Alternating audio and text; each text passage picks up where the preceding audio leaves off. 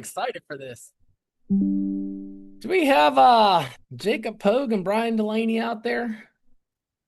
Course.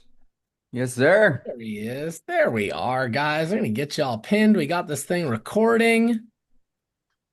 Love this. Let me just pull up the handful of slides that I'm gonna share to get this party started. Let's do this.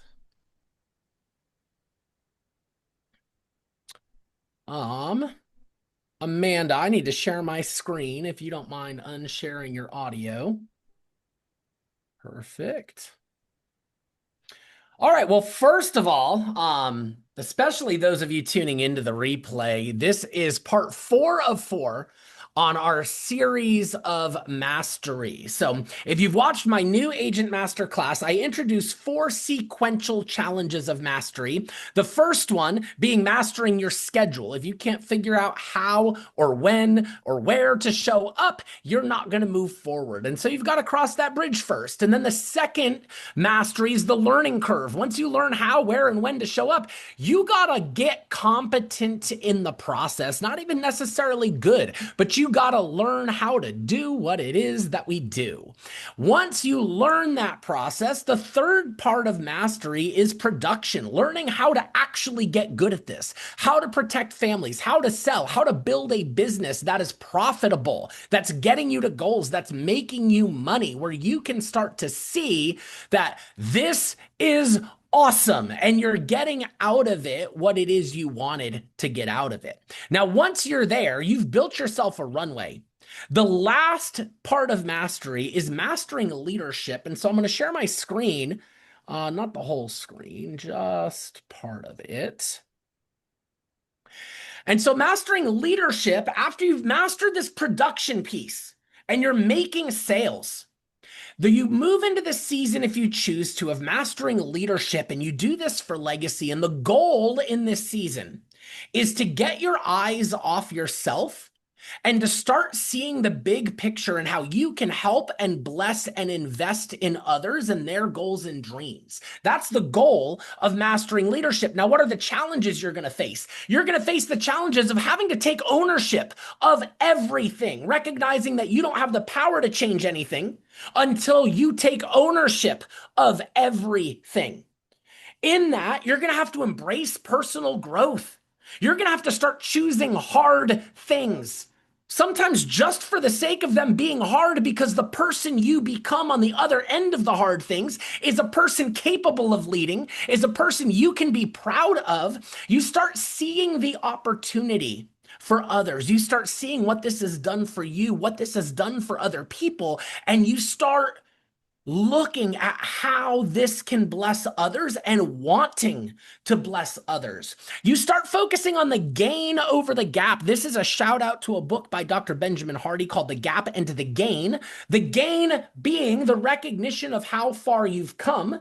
The gap being the distance between where you are and where you want to be. For so many people, that gap is overwhelming. And when you learn to master leadership, you learn to give yourself credit and grace for how far you've come instead of constantly stressing over how far you've yet to go. These are the challenges that you're going to face in mastering leadership. Now, how do you know if you're there or not? Well, if you're not building, if you're not inviting people into this, if you're not interviewing and recruiting, there's no worries and no judgment. You just haven't mastered leadership yet. If you're still worried about you, if your goals are still you focused, there's no judgment. You have to start there. If you are drowning, you can't help someone else who's drowning. You got to get your feet on solid ground. But once they're there, you start looking at others and how you can bless. So if your goals are still you focused, what you're going to get out of this, what you're going to do for your family, no worries and no judgment. You just haven't mastered leadership yet. If you're still seeing others as a benefit to you and what they're going to do for you, no judgment. You just haven't mastered leadership yet. If the same stuff is hard now that was hard 6 months ago, you're not growing. You're not embracing the hard things or the personal growth, and you haven't mastered leadership yet. If you're still in the field to pay bills, you haven't mastered leadership. You might fall in love with the field and you might choose to stay there because you love it. But if you're there because you need to pay bills, then you haven't mastered leadership, because one of the things that comes when you've done it is passive income. That's our model. Mastering leadership comes with passive income. It comes with impact beyond business. You're going to be bringing people in here that have hopes, dreams, goals bigger than they've ever had in their whole lives, and they're bringing it here.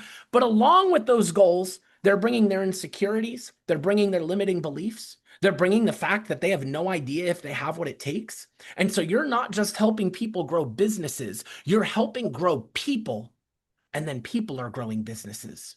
And that impact you're having at the heart of people comes with this mastering leadership. It also comes with ownership, contractual ownership from Symmetry, which puts you in a position to build a legacy that you can will, that you can sell, that you can have an asset.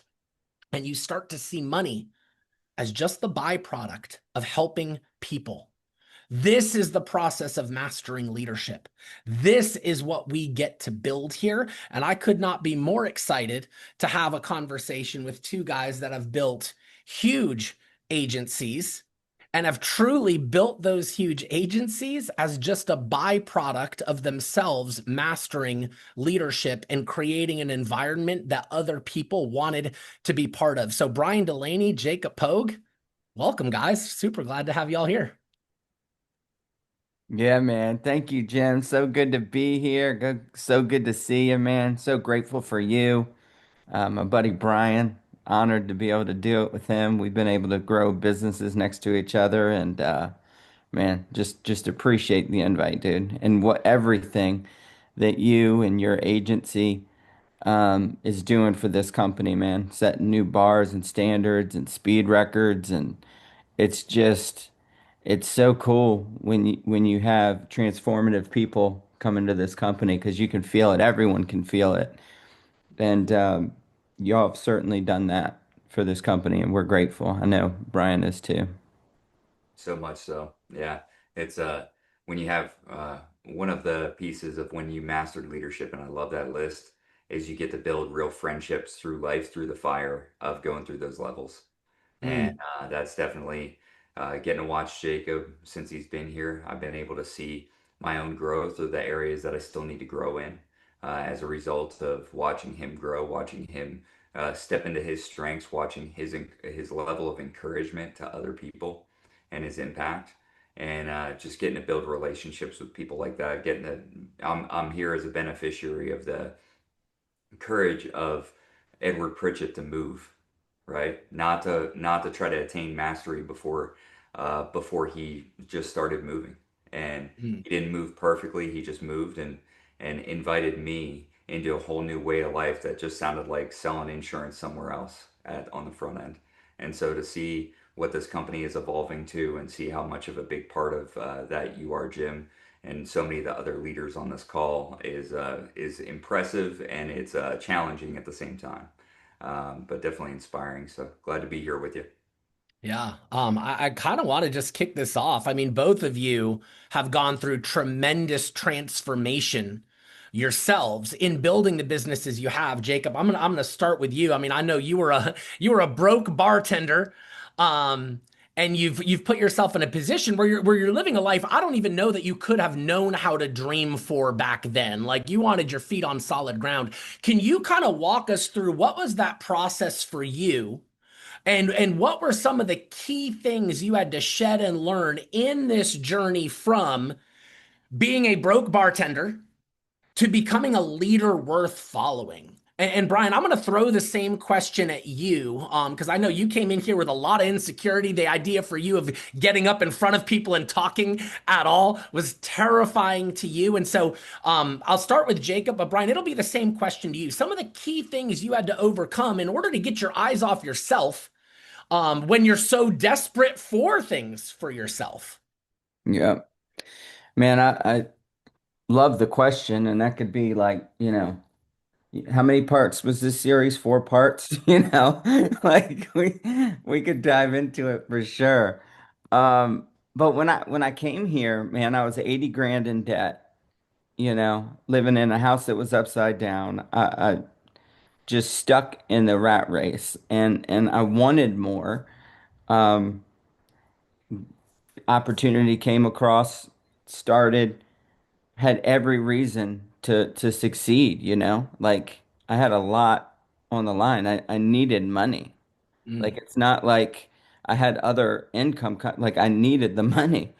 So I had 80,000 reasons to dial, and yet I let fear overtake me, a lack of confidence overtake me. And for the first few weeks, I mean, I was almost out of business as quick as I went in it. Like the first week I made uh 3 dials, got one no, and I quit. Second week comes around, I made 8 dials, got two no's, and I quit. Like third weekend comes around, because back then we would dial on the weekends, all analog leads, and try to run our appointments Monday, Tuesday.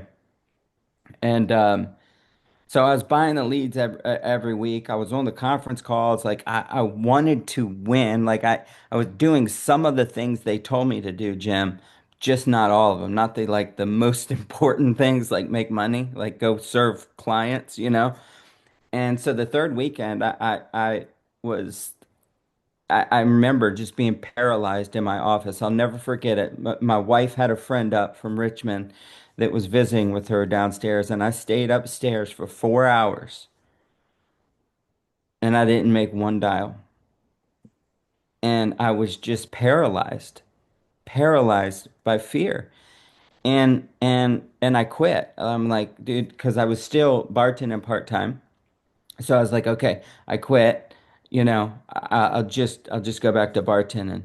I just waited to tell Stacy, like, because I was trying to formulate how I was going to say it. Like, not that she wouldn't be for me, she would support me, but it's like, but she's also a guardian that's going to ask questions, you know? She's going to be like, okay, like why? Which is a you know, typical response. And I would have to tell her what? I don't know. Like, I'm scared. It's new.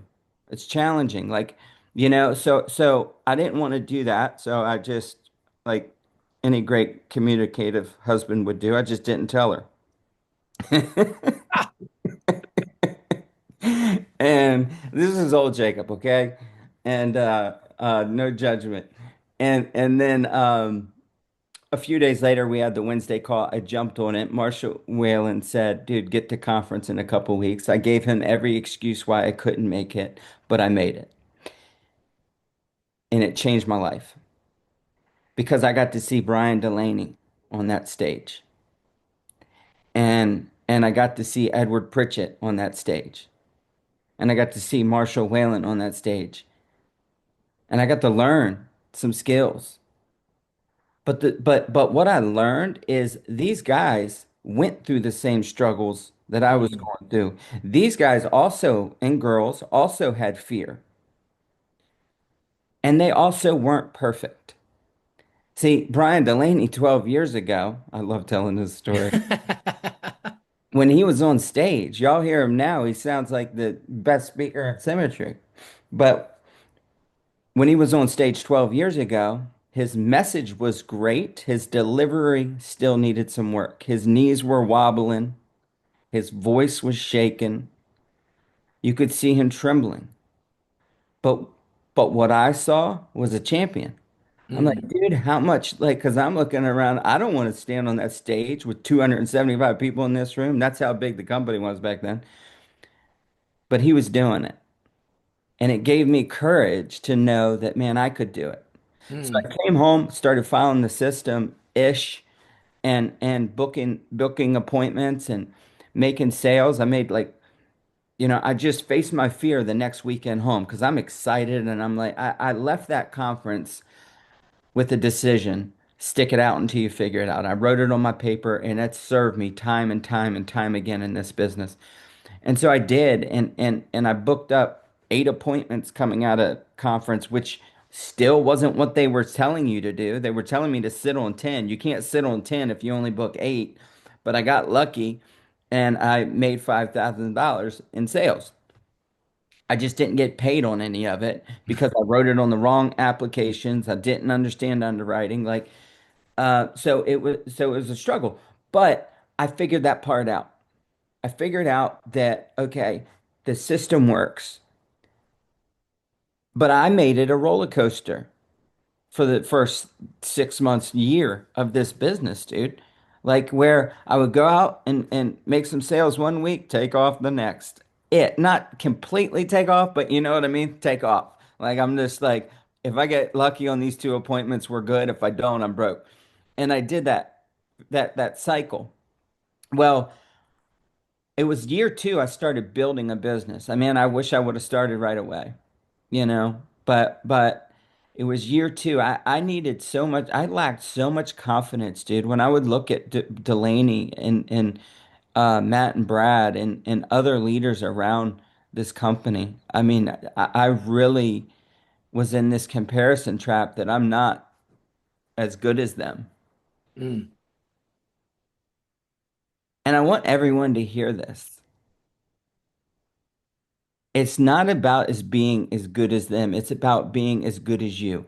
mm, That's what we need. Like that's what this company needs. That's when I really started taking off here, is when I gave myself the freedom to be the best me and stop chasing, you know, Brian's ability to memorize quotes. I admire it, but that's just not how my brain works. hmm Brad's and your ability to get on stage and tell just a awesome story, you know? I admire it, but that's just not how my brain works. But it doesn't have to, because I have different abilities, you know? And so year two I started building, and it I built a couple teams to key leader, you know, and I'm like, oh dude, this is awesome. We're on fire, things are gonna roll. And um they both fell apart, man, to where I was back down to a team of one. So I want you to really think about that, those of you who are building a business. I have like 4 or 5 agents on my team. We're doing around $30,000 in production. And then it falls apart. They all quit, and it's just me.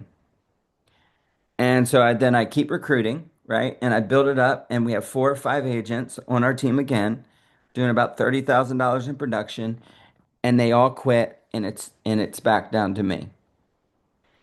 And at that time, I was looking around at Marshall. I was looking around at the founders. I was looking at the leads. I was looking at the conference calls. Like, um, you know, it's someone I remember, I'll never forget. Back then, someone was like, I don't need all the jokes in the beginning of the conference call, right? And back then, because everyone was quitting, I was buying into that, right? Like, and I'm like, yeah, maybe you're right, you know? Um, but then I realized I took a hard look in the mirror and realized they weren't quitting symmetry. They were quitting me. Ooh, okay. They were quitting me. They were quitting the person I was. See, because those people on my team, those people on my team, what they were getting from me is what I needed from them. Mm, When I talked to them, like that's how I was coming across, you know. I and it and when you can make that switch from um for yourself to for other people, your whole world will light up. mm, Your whole world, but you can't do that until you put your oxygen mask on, right? Until, as you said, Jim, until you get your feet on dry ground. And you can do that without building a business and having a huge agency, right?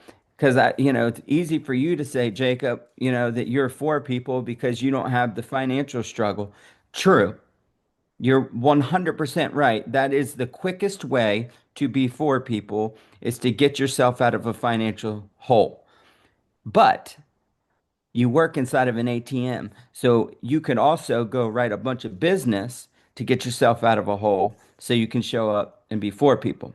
yep. So I made that decision that I've got to be for, I've got to be for people. And started just treating them different, started asking different questions on the interview, like started being curious about what they wanted and just like trying to serve, not do their business, not run their business. That was a pitfall that I had, but trying to serve. And man, that's when this thing started growing. And then it became, now I need to focus on leadership, like even more because I'm creating, there's drama on the team. I'm irking this agent off. I remember sending an email, Jim, like a 2 paragraph email to an agent just to prove a point. Like, why? Brandon Ellison said something, or Casey, one of them, I can't even remember. Do you want to be right or you want to be rich? Ooh. Like, our ego costs us so much money. And I had to realize, man, like I don't have to be right. I have to be good, right? If we can stop focusing on having to be right and just be good humans, right? And kind and whatever. If someone wrongs you, let it go, you know? If you're frustrated, take some time before responding. So I started working on it, started reading a bunch of John Maxwell books and just trying to implement them in my life, and man, it started to change because I have definitely blown some people up in this business and relationships up from being passive aggressive is the one that I would think most people would lean to because it's like the safest way to be a jerk, right? You're going to say something snarky through a text or an email. Um, but I've blown people up. I've blown relationships up. Uh, but man, I mean, I'm sure there's probably someone out there who doesn't like love me, but I don't know why you wouldn't like me. I've never been mean to you in this entire company, right? You might not like my speaking style, which is fine. Obviously there's 5,000 people.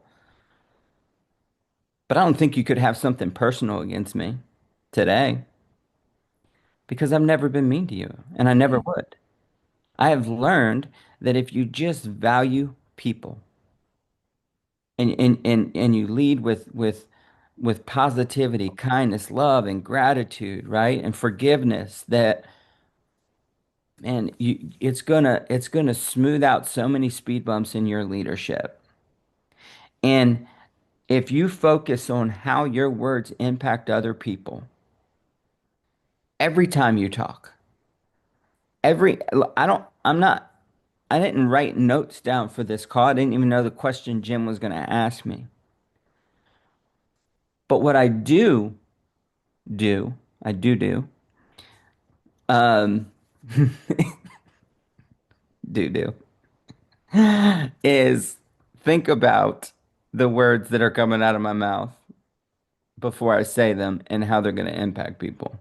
Mm. Like, are they going to, to make sure they're not going to offend someone or a group of people because it's important. It's important. And I'm just grateful, Jim, for that journey because it has led um, to what we have now. Yeah. It's that growth from struggle, through persevering, through taking extreme ownership of the fact that if something's wrong in my business, which it was, it's me. And I still do it today. Hmm. If there's drama down in Jim's hierarchy, 17 agency owners deep, I still played a role in it. Some might say, yeah, well, I mean, it's a small role, right? It's a role. It's a role because I could have had different conversations with Jim, which could have led to him having different conversations. I could have set different standards. You know what I mean? So if, Sure. if if we take extreme ownership of everything, man, then it's on us, and you're in the right place to win. So, um, It's a blessing, though. Yes, I never thought we would be living the life that we're living. Always dreamt about having a pool, never knew that it was going to be a resort. Yeah. I love that. I'm gonna come back to you, but I want to kick this over to Brian here. Um, Man, there's a lot I got from that, Jacob, and I've got great follow-up questions that I want to dig into deeper. But Brian, that same question to you, coming in here and needing things personally, but then having to go through the struggle of how do I be for others? How did you learn to be for others when you were so desperate yourself?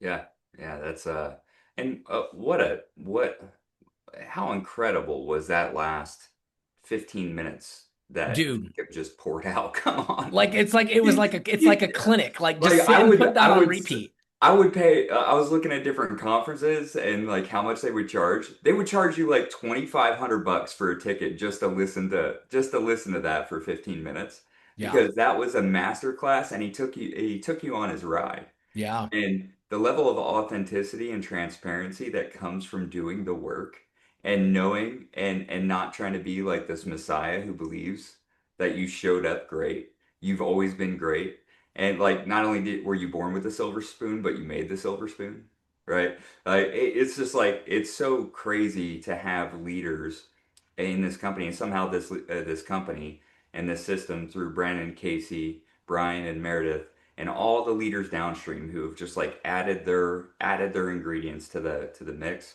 create that. And you know, down to the newest leader, down to the newest person who's moving up to key leader. And I think that's the biggest challenge is like what do I do when I see that what I think of myself isn't reflected in my bank account and in my business. And Casey Watkins said it's impossible to lead a team to greatness worried about your cell phone bill. Ooh. It's impossible to lead a team to greatness worried about your cell phone bill. And I knew one thing that I couldn't be in debt in this business. And maybe other people can do debt, I can't do debt. Because debt, just like other bad behaviors that create evidence that I'm not who I'm trying to tell the world I am, right? It causes me to try to hide the bad parts of myself. And instead of being a good leader, I end up being a nice leader. Not Ooh. kind, nice. Right? And so that's where I found myself. I found myself in this place of like just trying to be nice to everybody, being nice to my clients and not making sales, being nice to my people and and having them being so worried about how they feel about me that I'm not able to do the right thing in the moment. And that just absolutely cratering confidence down the road. And it not only did it crater my confidence, but it created more struggles that were downstream. And the only way that I got out of that was fessing up and facing up to the problems that I had, was to the fact that I feel this way and it is this way, and those two things can be true at the same time. Even though I feel this, there's truth right in the middle of those two things, and I had to look at myself in the mirror and realize that the person that I thought I was and the person that I am and the person that I want to be, they're still strangers. The person that I thought I was, the person that I am, and the person that I wanted to be, they were still strangers. Mm. And I just had through personal development and reading, just like Jacob talked about, and through behavior change and belief change, I'd allow those people to have an introduction to each other. And what kept that introduction, we all know this at a party where everybody's like, "How's everything going?" Everybody's like, "Oh, it's going fine. It's going. Kids are great. Money's great. Career's great. Everything's great. Everything's great." And secretly, they're living lives of quiet desperation, right? They're just hiding behind this mask of acceptability, and uh, and the social pressure in an environment like this can be high to always be at your best. And what I wanted to do was not to create a life that looked the best to other people, but that was the realist. And I would look at my life and I would be doing things and it's like, well, you know, I want these big results, but I wasn't getting the big results. And those things, I would meet that guy who wanted to be someone else, but was this other person in those quiet times.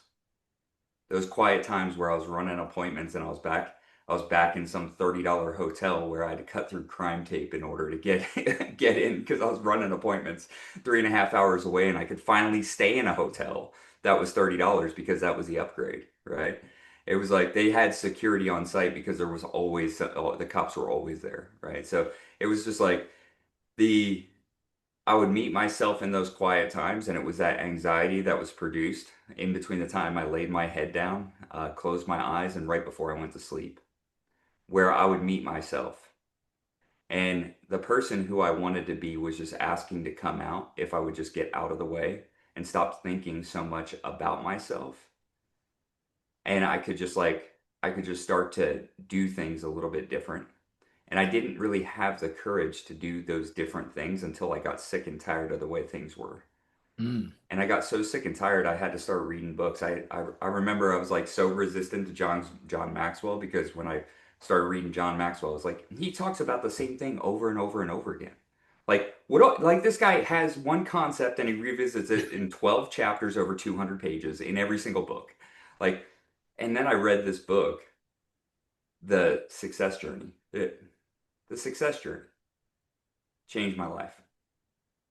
I was able to meet John Maxwell, this imperfect person who had brought a message of leadership and ownership and accountability and responsibility to millions and millions of people. One of the most prolific authors. I was able to meet him because I read a book that allowed me to meet me on my success journey, to know that it was a journey, to know that it was a journey of going from where I was and who I was to taking the next step. And it was always action that eliminated all the problems.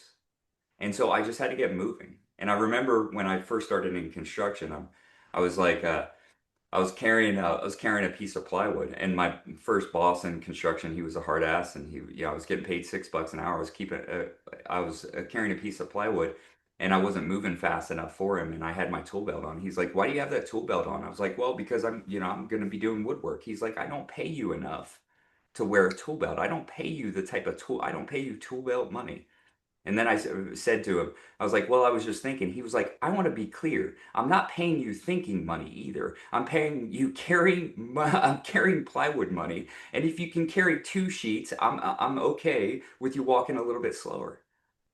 And I had to realize where I was because I was at the beginning. I wasn't bad. I was just at the beginning of something. And I remember being at the beginning of something and realizing how hard being at the beginning was because when I was in construction, I would bend a nail and I would look over and I would see my boss looking at me. And I knew every time I bent a nail, he was looking at me. He had some sort of superpower that melted the middle of a nail that allowed it to bend every time he looked at me. And really what it was I was afraid that his perspective of my performance mattered more than my process. Mm. And that's stop trying to be acceptable. Stop trying to be acceptable. It was like searching for acceptance is an empty hole. I remember realizing that if I talked to 10 people, two of the people of the clients that I talked to, they wouldn't like me and they wouldn't know why, right? It's like they just wouldn't like out of 10 people, 2 people just aren't gonna like me. They're not gonna like me. And if I get too curious about why they don't like me, they might convince me. I Mm. might start to believe them. Well, it's just your, I don't know what it is about you. And I'm like, I don't know what it is about me either, but I think you're right. Like, it was just like, I attached myself to all these negative feelings because I was going through a lot of negative things in my life. And I came to realize that symmetry wasn't a magic trick. It was just a process that other people had been through where they had cut a path in the jungle, but I was still in a jungle. That this was not going to be a time machine where I got to fly over all the difficulty, that this was going to be a race car where I busted through walls, so wear a helmet. Wear a helmet, like get armored up in order to go through what you're about to go through because symmetry wasn't here to fix the problems I had created before here. It was just going to help me to grow into the type of person who could make the type of income by learning how to make the impact on my clients first. And that test of being able to make an impact on the clients was a test of self leadership. It was a test of, can I get myself out of bed? Can I make the dials? Same thing that Jacob was talking about. When I don't, I remember having this quote over my phone. It said, "Don't stop getting mad at the results you didn't get for the work you didn't do. Stop getting mad at getting the result. Stop getting mad at not getting the result or getting what was it? Stop getting mad at the results you didn't get for the work you didn't do." And I had that right over my phone. And it stared me back in my face. And there was a quote that I came to know later that was really helpful. And it was from Nietzsche. He said that the true test of a person's character is how much truth they can endure.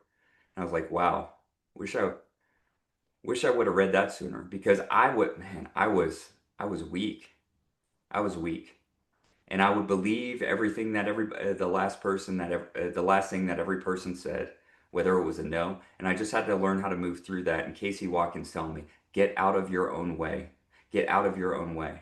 And what my first boss in construction said, I'm not paying you to think, right? I'm paying you to do, right? And then understanding that when I was up in my head and I was thinking, I wasn't working, and so I had to work faster than I was thinking. And those were the principles that I had to do. And then I was able to give those to one other person. I was able to give those to one other person. Hey, here's what I found out. Here's a gift from your future that you can use right now, because my hindsight is your foresight, just like Edward's hindsight became my foresight, just like Brandon and Casey's hindsight became our foresight. And we got to have 2020 vision into the future because they were brave enough to do the work now. And just slowly I realized I was like, I would be on the phone, and I only wanted to work with high quality people. I was only going to recruit high quality people. That's what I thought, right? I'm not How'd that go for you? a terrible. Same way it goes for everybody. It goes terrible every time. Every time people were like, "You're only going to find high quality people when you start finding people." Mm. It said, "How could you even know how to look for high quality people if you don't have high quality vision?" Right? If you can't see them, like they were camouflaged to me because I was looking for something that I wasn't, inviting people to something that I wasn't in love with. Mm. And so I had to fall in love with the process that was right in front of me. One of the things that your slide said, if you're still in the field because you need money, right? You haven't mastered leadership. I would say here's a counterpoint to that goes along with it. If you're out of the field because you're afraid of how it would look if you didn't do it well because you're out of practice, you still haven't mastered leadership, It's right? good. If your vision is too small to fit other people in, maybe start with creating a vision that's big enough and exciting enough for you to work for it now, for you to be courageous now, for you to be brave now. And listen, bravery is hard. I was listening to Tony Robbins this morning. He said, what people can do is amazing, but what people will do is disappointing. What people can do is amazing, but what most people will do is disappointing. And I find I first take that and I apply that to myself, because most people will not change their behavior. They'll wish and they'll want something that they're never willing to work for. And I fell in love not with the process of becoming great, but I fell in love with the results of doing the work, right? And so I fell in love with the results and stopped doing the work and then wondered where the results went. And then I got needy and I started to be nice again.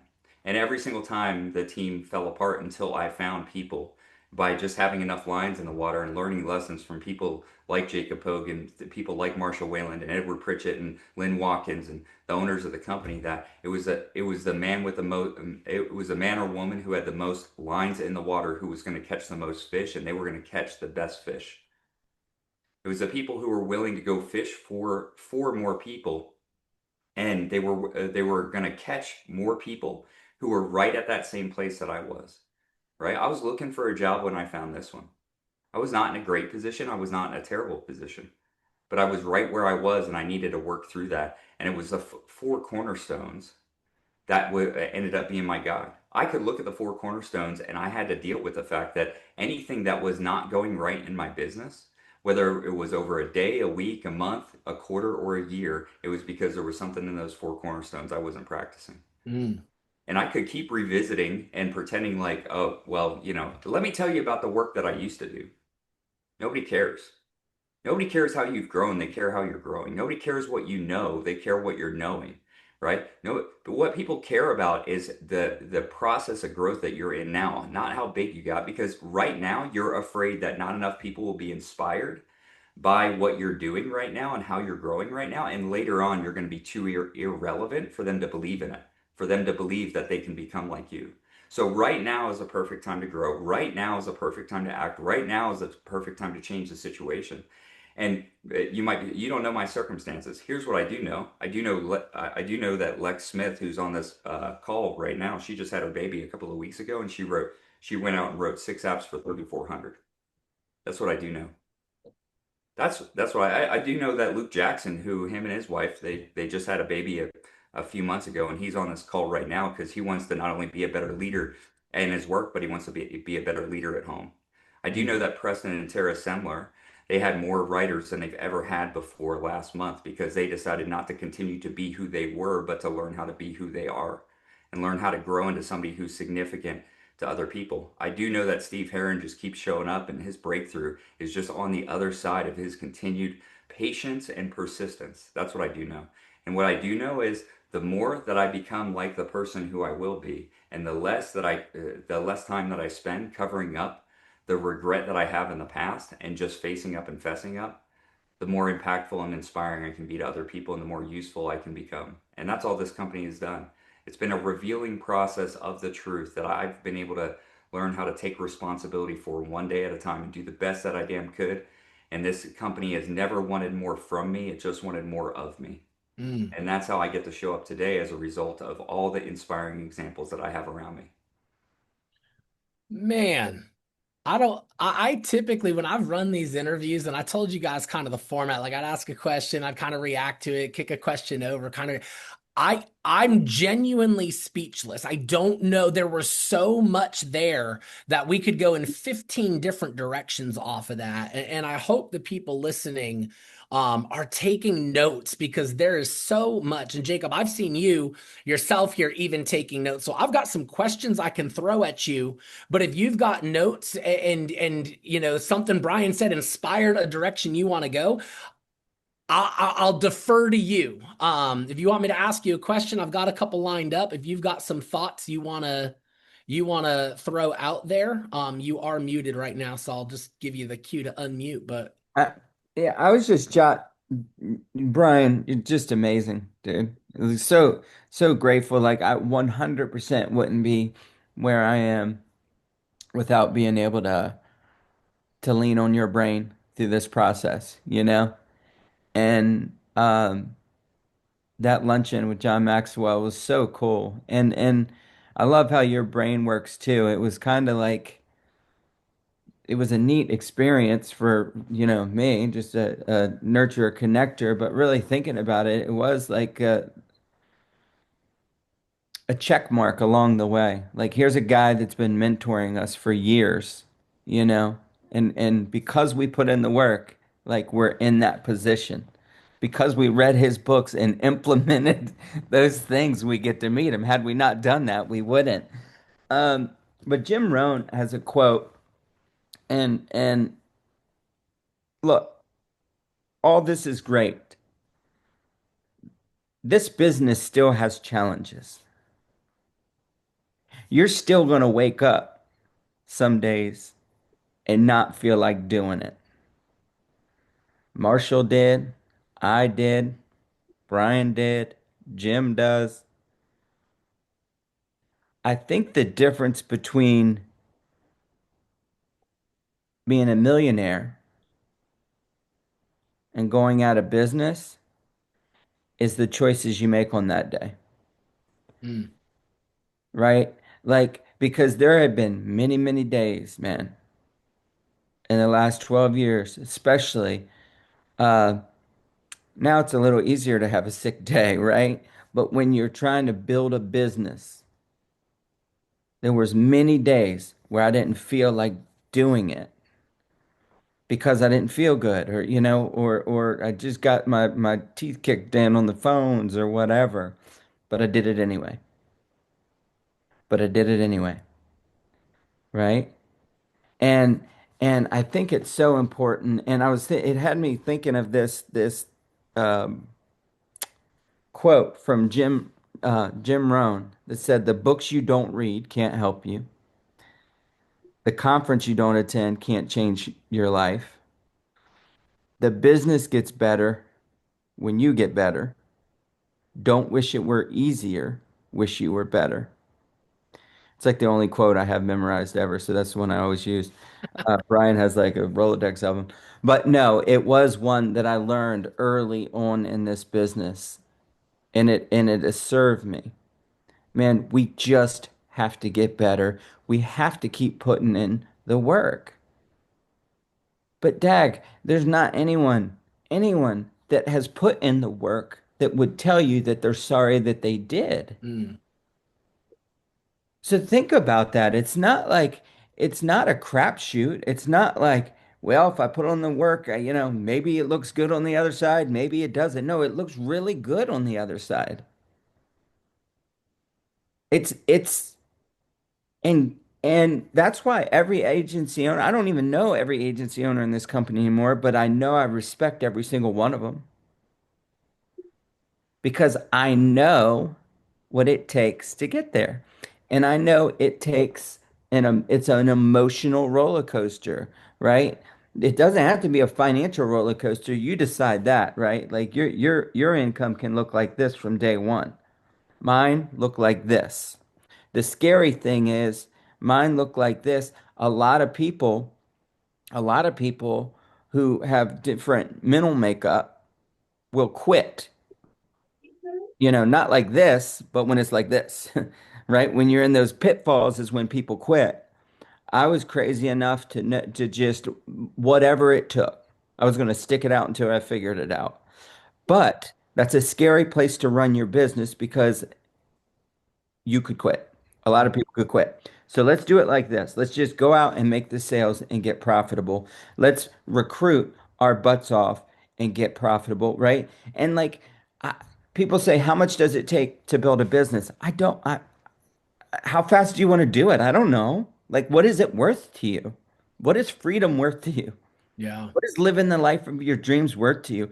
To me, it was worth $200 when I started, wasn't working. So I made it four, and then I made it five, and then I made it 1,000, and then I made it 2,000. It's working now, but can I put more? Like if you want a bigger fire, you need more logs, right? Not less. So it's like, okay, 2,000. Okay, can I do this competition for our team? Hey, let's do a cruise for our team, man, and get people running for that. Let's like always looking for ways to invest. And I just think that I want to encourage everybody that you're in control. You're in control. And that's a beautiful thing that we're part of a company that doesn't micromanage our daily activity. You're in control. And you're also part of a company where you can take control Can I of your ask you? life, your health, your family, your relationships. You can take control of all those things. Go ahead, Jim. Yeah, I want to ask you a question on that because we're going to have a lot of people here that are building.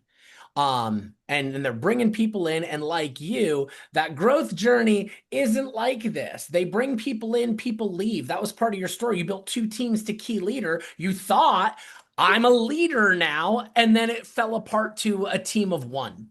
And we all know that the people who get you to key leader aren't going to be the ones that get you to AO. The ones that get you to AO aren't going to be the ones that get you to 130. How do you rebuild when you feel like, man, I put in so much effort to get here and it all crumbled around me? How do you find the grit, the resolve, the leadership to come up with the new level of you to do it again? You just do it. Hmm. Okay. I love that actually so much. I love the simplicity of that. You just do it. Listen to A.L. Williams. I challenge everyone to listen to A.L. Williams' speech. Do it. It's my favorite speech of all time. Sorry, Jim. But That's great. No, that's good. no, do it. But you just do it, man. Like because if I am like trying to muster up the energy to go build it again, is that me focused or them focused? Mm. 100% me. Right. I'm in my oh man, I can't believe this happened to me. How am I ever gonna get the courage and strength to go hire one more person? All they're gonna do is quit again. Stop. Stop. It's happened to every single person who has built something special here. I just talked about it. There was so many days I had to walk into my office on days I wasn't fired up to do it. And on that same day, when I answered the phone or talked to an agent or talked to a client, I had to put on that fired up face. I did it bartending. No matter where I was in life, I had to go in there and smile. Why couldn't I do it for my own future? Mm, So, and I started feeling better. Every single time I had to pick up that phone and smile, I started actually feeling better. And by the end of the day, I typically had a great day and something good happened, and the next day was even better. So just do it.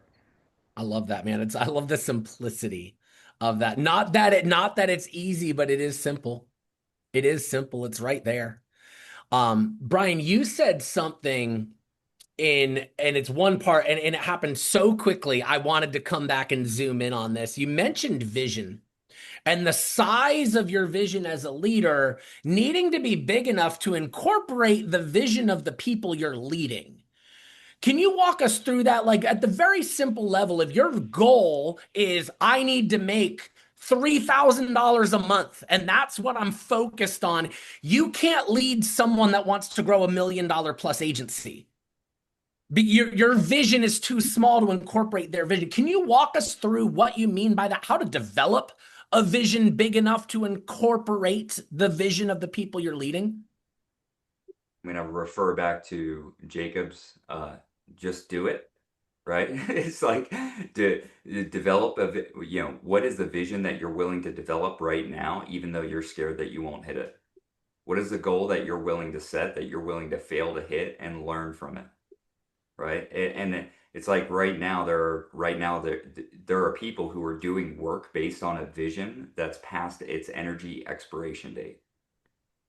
Okay, just like any sort of food. You go back into the meat section, you see those things that are on sale because they're about to hit their expiration date. Well, if your vision is about to hit its expiration date, it's worth less. Mm, It's worth less, right? And so being able to be in a place because see, self-pity and vision cannot occupy the same territory, right? Self-pity is just slow spiritual suicide. That's what it is. It's just like, oh, but I can't do it. What? How about try? How about try? How about do what you can? How about do everything you can right now? And if you don't feel like you can do enough, how about refill the gas tank? How about there is someone who's less qualified, who's more content right now than you are? Right? It's not about qualifications, it's about what you're doing right now. What are you doing right now? Are you just doing the work? It's like, oh well, I've got this credit card. I want to pay off that credit card. Go do it.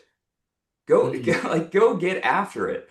Go go set some appointments. Well, I've tried to set my appointments, and I only sold a Like, couple. put that TV down. That's right, Louita. Right? That's right. Turn the TV down. Right? So I've tried to set appointments, right? I've tried to set appointments and I didn't write enough applications. Well, did you ask for referrals? No, I didn't. Okay, well go do it. Go do that, right? How can my vision be bigger when my results are smaller? It's to be able to get bigger results. I remember I had written 23,000 and I called Edward. I was like, "Man, I am all set. I am done." He said, "What do you mean you're done?" It's like, "Well, I hit 23,000." I could feel the conversation was not going where I wanted it to go. There was a little bit less celebration than I had anticipated. He's like, "You go do it. You got to go do it. You can't let yourself off the hook that other people can't afford to let themselves off of." You can't take yourself out right now. Don't take yourself out right now because people are depending on you right now who you don't even know to go out and do it right now. To go out and do it. And can you listen, can you just grab onto the energy that you don't have right now, but you're going to wish you had in the future because you're going to regret not putting yourself and just cutting it off at that place where you did what you knew you could do instead of taking the next step and doing one more? Mm. Doing one more. Can you take the challenge? I remember like because either our personal life is going to be our anchor to our business life, or our business is going to be the anchor to our personal life, which wherever we perform and are present less is going to draw the other one down. And I remember talking with my coach, and I was like, I was dating my wife, and I was like, I don't know, man. I just like I'm having a hard time on dates. Like he said, when was the last time you prepared for a date like you prepare for a conference call? Is it really gonna is it really gonna take all that? You're gonna have to you there were times I remember Edward telling me, "Hey, let's go to DC. Let's go grab some leads. There's no leads in our backyard. Let's go up to DC and let's go write some business." Is it really gonna take all that? It took me 50 hours. The first week I wrote 5 apps. It took me 50 hours of intense work in order to write 5 apps on my first. Is it always going to take that? See, what we're afraid is it's always going to take what it took the first time. We're afraid that it's always going to take what it took the first time. But when was your first time your best time? Mm. When was that ever true? When did you not get stronger, which made it seem easier? See, things never get easier, you just become stronger. People want to be in like this whole thing psychologically safe. When you're psychologically weak, there is no psychologically safe people place for you, right? We have to be like no matter like when you're physically weak, getting up out of a couch is hard, right? I used to have herniated discs in my back, right? I remember getting up out of my couch and it sounded like I was lifting such heavy weight. Right? It wasn't because getting out of the couch is hard, it was because I was weak. It was because I was weak, I was injured. I was injured, and there was a place where the preparation finally it finally produced the results that I wanted. And I had to go through quitting moments to get there. The quitting moments are a necessity. Overcoming and moving through those are a necessity. The strength that you build through those times are going to be a necessity at the next level, and scarcity has to be the sacrifice. By scarcity, I mean, what if I do it and it doesn't work out? What if everybody who doesn't believe in me is right? What if I'm actually the loser that my mother-in-law thinks that I am? What if they were right and I did need to get a real job? What if I can't provide for my family? I was a single income for a family of four. What if these people don't like me? What if I can't sell? What if those dreams are too big for somebody like me? What if somebody like me can't make this money, can't have the impact? What if somebody like me should just be happy and satisfied in the middle of the herd? Otherwise, if I step out, I'm going to be eaten. What if none of that is true? And there is greatness that's waiting for you on the other side, and somebody needs you to step outside of the herd and learn how to become great because you can help lead them in a new direction. Mm. And there were people who did that before me, so that when the problems that were before me were there, I had the courage to go there. And I didn't know their names. The people who were waiting on me, I didn't know their names. I didn't know what their faces looked like, but I know them today. I know Yeah. him today. When Shaquina Cleveland was an accountant, but she got sat down with somebody else in order to write a mortgage protection policy, and she decided, well, if you can, I can. And her and her husband now are building this incredible business with incredible people. When Hannah Kiata decided that her business was the middle for her, and she had an opportunity to be great, and there was somebody who was waiting for her on the other side of that to step outside of that. When Jim Rustman was a corrections officer making 60,000 a year, do you think he knew that he was going to make 400,000 a year? Do you think that Ian Graham, who was a second grade teacher, knew that him and his wife would need the money in order to have the children that they have? And he would have to step outside of that safe place in order to in order to become the person who he needed to become? No, they didn't know that, but they knew that the next step wasn't a step backwards, it was a step forward. Mm, It was a step forward. And that's all I'm gonna ask you, just to take a step forward. Take a step forward. Be the person who takes a step forward, because there's somebody who needs to see your footprint from where you've been, to know that they can too take the step to where they're going. There's somebody, I don't know who that is. You don't know who that is. But I just know, I'm sure glad I could see Edward's footprint. In front of that, I could see Brandon and Casey's footprint. I could see Marshall's footprint. I could see Lynn Watkins' footprint. I could see all these footprints. And right now you're creating footprints, Jim. I just know there's people who need to see footprints along the way, to know that this way is not safe. This way is not safe, but you don't need safe. mm, You don't need safe. That the way that you're taking right now is inspiring.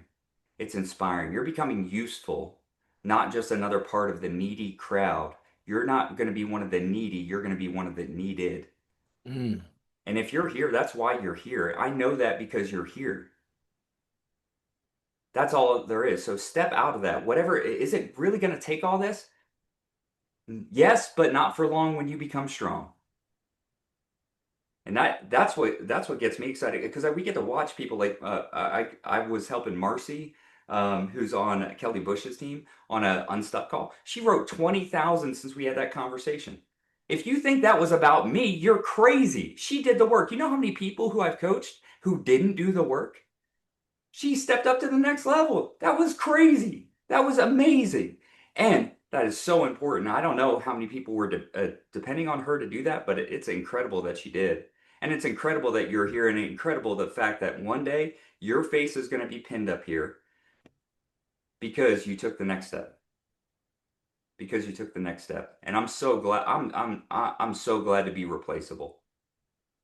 I'm so glad to be replaceable, that my face is not going to be pinned up here forever, that your face is going to be in this box. But if you believe it and act on it, you can do it. Man, that's so good. You want to know my biggest takeaway from that is how in tune you were with so many people, and you pointed to so many other people, because leadership is about other people. I'm gonna apologize to Amanda because we're just gonna go over. I'm gonna take this while I have you guys. And I've got two more questions. One, Jacob, specifically for you. I've watched you do this a lot in mentorship. When I or one of your people come to you and we've got a goal, you always so instinctively turn it around to other people, and that you're going to reach your goal if you help other people reach their goal. Can you talk to us about your results as a leader simply being the byproduct of helping other people? Yeah, yeah, early on, it we all want credit and we all want kudos and we all want to be celebrated, right? Um, and early on, that's like I was when I was really for me, I was looking for all those things. But what I found, man, is really when I started focusing on um, other individuals, Andrew coming in here, like what does Andrew want? It made it so much easier to lead, right? Because now well, I'm stocking boxes in a warehouse for $12 an hour, sweating in Arizona didn't sound like pretty cool. He didn't want that, right? So uh, it helped me mold and guide every single person, like getting to know your people. The way I mentor now there's categories, right? But everyone's different. The text that Jim gets from me is the different text than I send Sarah Reineke, which are different than what I send Andrew, which are different than what I send Jamie. We all have a different language with each other that I use, and I've done that by learning, um, their voices, how they respond. The Five Voices is a great book for that. So it's never, Jim, on our calls on Friday. It's never, we need to go out and do this. We have to do this. Like, here's what we have to do. I ask people, what do you want? And then I can stretch those people. But stretching, like I have to be careful with any type of challenge that is brought up because people take it to the next level. Like so me challenging someone would sound something like, if you called and you told me you wanted to win, you weren't getting the results you want. Either way, like we're either setting your game plan up for the first time or you weren't getting the results you want.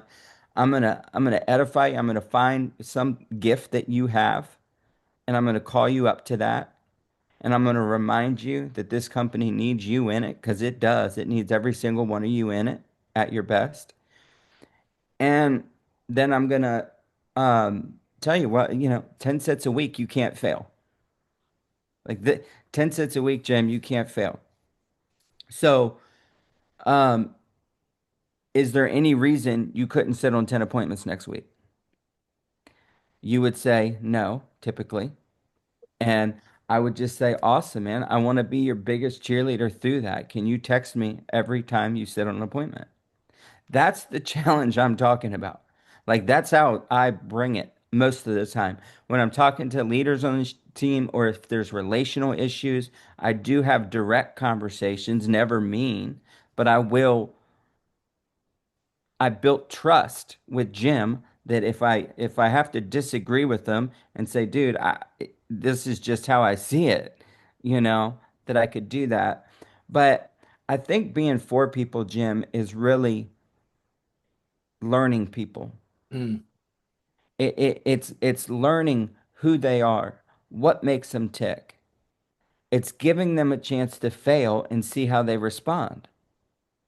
So often we want to make it easier on people and take their struggle away and do it for them, and all you're doing is robbing them of a chance to win. But I believe that mastering leadership is a journey that I'm still on, trying to get better every day. I yep. love the title because it's tricky, right? Like if you think you've mastered leadership, you still haven't mastered it. Um, I gotta add that to the slide. That's and good. uh, and um, but I would tell you, I think some of the things that have led to our success is my emotional intelligence and learning how to deal with my own emotions first, and then holding standards. And lucky for us, the company started those standards with the core values. I also have core values of my own that where I draw the line. So we sweep the floor, Jim, right? We sweep the floor with relational issues. Like, because if you let a relational issue marinate on your team, it becomes bigger, not smaller. It never goes away. It just multiplies. So we try to do that, which I believe, um, helps so much in building trust between each other and kindness. So I try to lean in, man, to each individual and keep their carrot in front of them. It's good. I knew that Sarah, um, she wanted to lead people. I knew that Jamie wanted to lead the leaderboards. I knew that Andrew wanted to make some money quick, I knew, so many of these things, Jim, and I knew you wanted a challenge and it's it, I don't know if I'm answering your question, but it's important to learn your people and to really lean into what they want. And you have to be super careful of your language. Anytime you're saying, we need this, like if you're calling your agents in the last week of the month and asking them what their numbers are, you you are setting them on fire. You're setting them on fire. If you're micro, like you only are checking in on them to see how their production is. Like when I have a call with, have some scheduled calls with like, let's say Jamie or Sarah, I do not bring up business. I ask them about their family. If they want to talk to me about, it's their time. If they want to talk to me about business, they can ask me. I will at some point. How's things going? What you're excited about? But I'm not seeking, I don't need results from them. I need to keep leading and getting results for myself. And if I do that, my influence grows, and which will lead to extra results on the team because people will ask my advice on things. And I've been here a while, so I have a little bit of that. And I just think too much, we make ourselves too big, too much, Jim, and we Yeah. make it about us too much. Yeah. Man, it's so good. Um, this whole call's been so good. We're gonna wrap it up, and what I'm gonna do is 2 minutes max each. I'll give you guys an example. But define for us from your perspective what a leader worth following looks like. So I'll give you guys a couple minutes to think, because for me, it boils down ultimately to three things. And I say it's vision, it's commitment, and it's emotional stability. You need to have the vision to know where you're going. You need to be absolutely committed to getting there. And you need to have the emotional stability to weather the storms. And so when I was at AOA and giving the graduation speech, I talked about a ship captain. I'm like, imagine getting on a ship with a captain that has no vision. He's not really sure exactly where he's going. He's just going to kind of get in the boat and see what happens. He's not even really committed to that boat getting there. If another boat comes up along the side and that boat looks better to him, he might just bail on his own boat and go over to that one. And he's absolutely not emotionally stable. So every storm and every breeze and every wave that comes, he's freaking out. How comfortable are you going to feel in that boat? You're not. You're not going to feel comfortable in that boat at all. But when you get on a boat where there's a captain that is absolutely clear on where they're going, absolutely committed to getting there, and is emotionally stable through the storms, you feel really comfortable on that boat. That to me is how I would quickly define a leader worth following. I'll turn it over to either of you. One wants to kick us off and then one wants to close out the call. That would be great. I'll let you close out the call, Delaney. Um, I, I would say that they've been there, right? And which Delaney's talked a lot about today, man. Nobody's gonna follow me if I haven't already been to where they're trying to go, right? And that's why we do it. In fact, I had a tough conversation this week with an agent on our team, one of our directs, and one of his leaders, and just it was a tough conversation that we had to have um, with her, and I'm for her, but at the same time, we just had to change some habits, and I got off that phone and I told Chris that I had lost my America contract early on in this business. She was having persistency issues and stuff. And I said, dude, Chris, these are the things. This is why struggle is so important. And we should, you know, appreciate the fact when we go through it because it sets us up to help someone else through it. I would have been of no use on that phone call had I not well, been through the things she's going through. Does that make sense? And made it through the other side. So I think one of the most important things we can do as leaders is just do it. Just go out and do it. Do it fast, do it wrong, do it big. Just do it and continue to do it. And that emotional stability is huge. Jim, you call me for advice occasionally, right?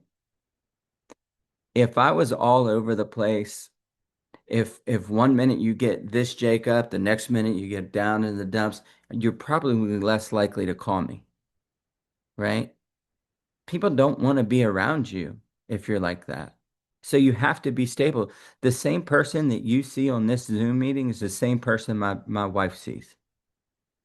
Same person my kids see. Well, they sometimes they see a higher voice me when they're at each other. Like, would you please not get off?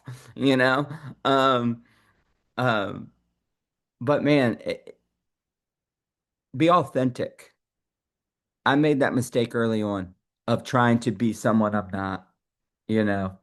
And when I fell into my just my authentic self, my true self, is and got that person better, this business got really good. So I'd say be authentic, lead from the front, um, because those things, it will build trust and it'll build influence.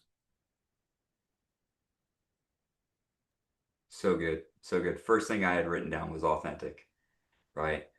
First thing, because that's so true. We all start off trying to copy other people, and what we find out that this is a company where we don't copy people, we duplicate principles. We don't need another Jacob Pogue. We don't need another Brian Delaney. I promise you, we don't need another Brian Delaney. I'm not sure about Jacob Pogue, Jim Larsen, Sarah Riney, but I know I get tired of me sometimes, right? So I know we don't need even one and a half of me, right? But we do duplicate the principles. And I duplicated the principles that the owners had followed, not just said, not just said. And there was a thing that I learned in woodworking, and it was the difference between something that was solid and something that had a veneer. And integrity means the same all the way through. The same all the way through. That is the same. And when my wife and I we were going out and shopping for furniture for our new house, one of the things that she would do, or just without even thinking about it, anytime we walked by a table, she would go, she'd knock on it. She'd knock on it. Because something that has a veneer, just a thin layer that makes it look good, sounds different than something that's solid. There's an echo that happens when you knock on something that's solid. It's just like the sound of when you hit, it's just further away. But there's a hollow sound when there's just a veneer. And the further you dig down into it, the more you realize it's weak on the inside. Because so much time and energy has been spent on just that top layer. So important. She did that without even knowing that, but she just knew to knock because all she wanted was something that was solid because if it's solid, it lasts. The second thing, somebody who's willing to self-sacrifice. You've heard it like if there was one word, if there was like a concept that I had to put all over what I've seen with Jacob that I see with all the top leaders, think about whose room we're in right now. Like I'm in here because I brought my team here because Sarah Reineke built a place that was great for her and her team, and other people could come. She decided to serve other people at the expense of her own energy. I think self-sacrifice is one of these concepts that goes beyond any sort of logic. It doesn't make any sense, and don't try to make sense to a world that doesn't make sense. Right? It's so big. Self-sacrifice is another one. Somebody who's growing. Somebody who's growing, not just like reading, right? So a lot of people are like, "Well, I read the book." Well, did you read the book to tell me you read the book, or did you read the book in order to get better? Like for me, I had a test this morning that required a different level of me, and if I didn't read this morning, I wouldn't have been able to answer that test any different than I did yesterday, and I didn't wake up this morning to do yesterday again. There was some reason that I got to wake up this morning, breathe the new air of the day, be able to do something new, show up something different.